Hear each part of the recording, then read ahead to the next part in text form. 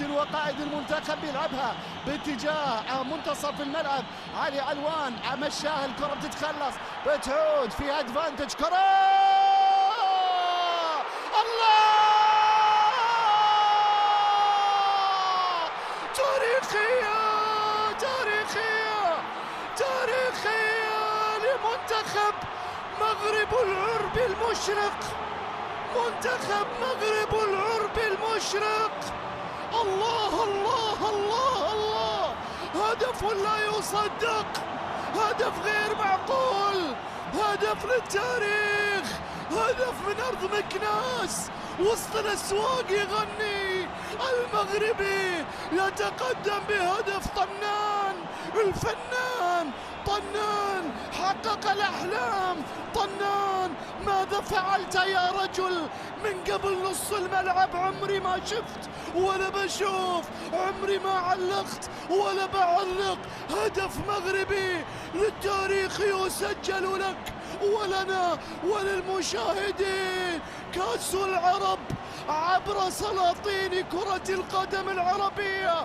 المغرب المغرب المغرب، أسود الأطلس، أسود كل المحيطات والبحار والأنهار وتحت الأمطار. المنتخب المغربي يسجل هدف تاريخي بكل ما تعنيه الكلمة من معنى. الله الله الله، هذا قولك عبارة عن دعوة مستجابة تحت المطر. يا طنان يا طنان يا أسامة، ماذا فعلت يا رجل؟ عد يا مخرج، السكتاوي لا تسكت، فقد طرق الباب يا طارق، طرق الباب يا طارق. هدف في مرمى يزن أبو ليلى.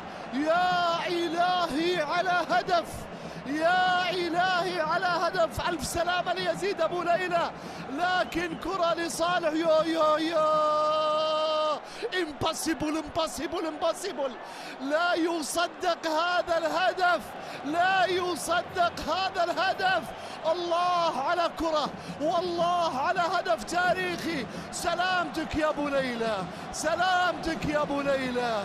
هدف للتاريخ، هدف للتاريخ. المطر يشهد عليه والصوت يشهد عليه والعيون شاهدته. عمركم ما شفتوا ولا شفنا، عمركم ما عشتوا ولا عشنا. هذا هدف لا يحتاج إلى تعليق، هذا هدف يحتاج إلى طرب مغربي خاص يغني ويقول شويخ من أرض مكناس وسط الأسواق يغني. وش على